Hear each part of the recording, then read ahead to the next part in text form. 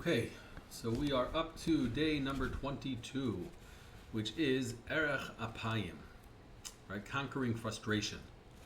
So imagine you just brought a brand new Porsche and you're driving it out for the first time on the roads, and you get to a stoplight and it turns yellow and you slow down and you come to a gentle stop and the guy behind you bumps you.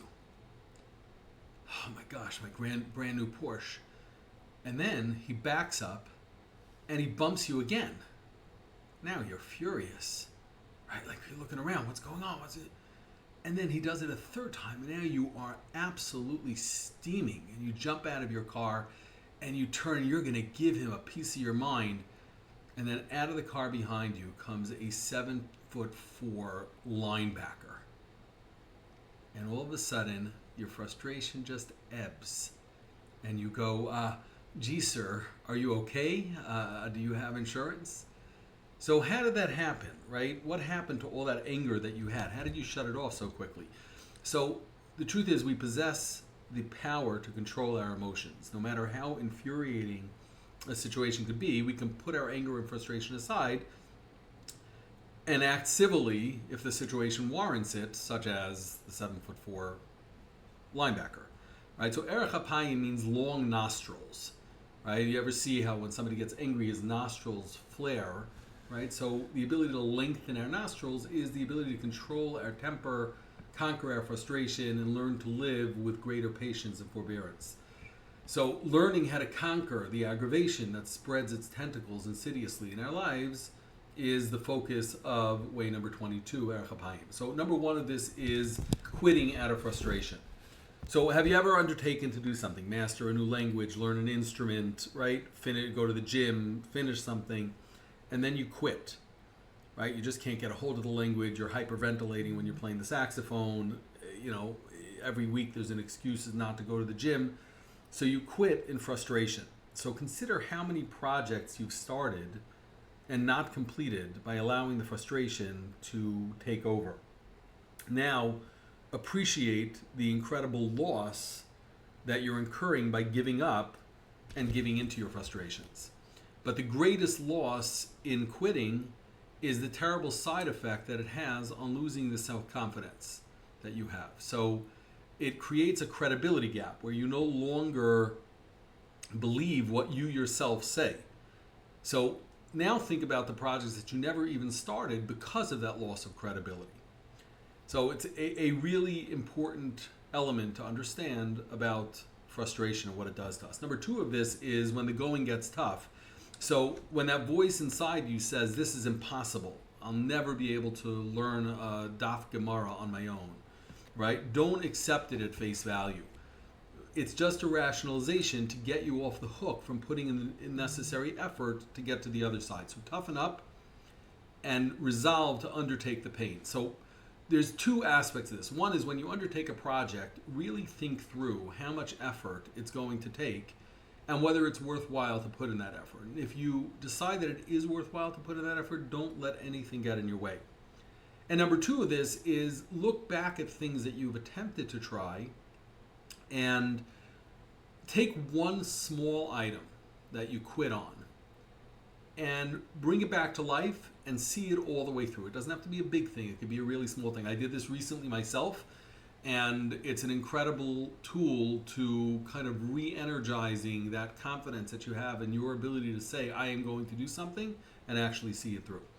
Number three is just 5 minutes more. So the Yetzer Hara has an incredible tool, right? He has the ability to tell us that if we just have that one bite of cake, that's all we're going to need, right? Or if we just watch that one video, that's not really a big deal, and we'll just get back to work or to school or to life afterwards. And we know what happens, right? Once you're sucked in for good. So the same strategy works in the inverse. You can use that strategy against the Yetzer Hara by saying just 5 minutes more of learning or 5 minutes more of focus, and then I'll give you your due. Then I'll take my much deserved break. And using that power of the 5 minutes more, a person can really change the dynamic because you can get energized, you can get focused, and realize that you have the power to overcome. Number four of this is to recognize that life is a challenge, right? Don't expect life to be free of frustrations. It says in Mishlei, King Solomon wrote, Shlomo HaMelech wrote, it says Sheva Yipol Tzadik V'Kam, right? Ha'Rishayim Yikashlu B'Ra'ah. The tzaddik will fall 7 times and get back up, and the rasha, the wicked person, will stumble in bad, right? What does that really mean? What it means is not just that the person who is already the tzaddik, who is already the righteous person, will have the get up and go to save themselves. No, it's causative. When a person chooses to get up and go, to pick themselves up, brush themselves off, and get back to it, that causes them to be the righteous person. Because it's life-affirming, because it gives us the ability to conquer our challenges. So in matters related to spiritual growth, it says, in the Talmud, it says, Yagata v'loy matzasa al tamen. If a person says, I tried, I sought out something, and I didn't find it, don't believe them. Yagatu matzasa tamen. If they say, I sought it out and I achieved it, believe them. Right? The idea being that when we have something that's worth understanding and knowing, if we put in the energy and the effort, we're going to get there. Number 5 is to take things in stride. Right? Joy is a great tool to avoid frustration. For instance, someone steps on your toe, right, and you turn around ready to tear their head off. But imagine if that person stepped on your toe 2 seconds after you got word that you won the lottery, right? You'd pat him on the back and say, no problem, bro, right? So the idea being that if we feel upbeat, we can overcome a lot of frustrations. So find ways to be upbeat, and then the frustrations won't hit you as hard. Number 6 of this is to actually enjoy frustration. We pay good money for frustration. Just think about it. When was the last time you bought a 1,000-piece puzzle? Right? Imagine if you opened that 1,000-piece puzzle and every piece was numbered. Right? You'd feel cheated. Like, the whole point here is to face the challenge. So just recognize that if we think it's worthwhile, we're willing to enjoy the frustration, and then use that as a tool for life. Enjoy the frustrations of life because they are building character. They're building our capability. And nothing really good comes without a little friction, without a little frustration. So a couple of ideas for applied wisdom. Make a list of some projects that you started and quit because of frustration.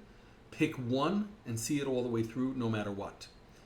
And then second applied wisdom idea is take one moment of today, one challenge of today, and use the 5-minute bribe to the evil inclination. And say just 5 minutes more before I give in to you, and see how powerful a tool that is.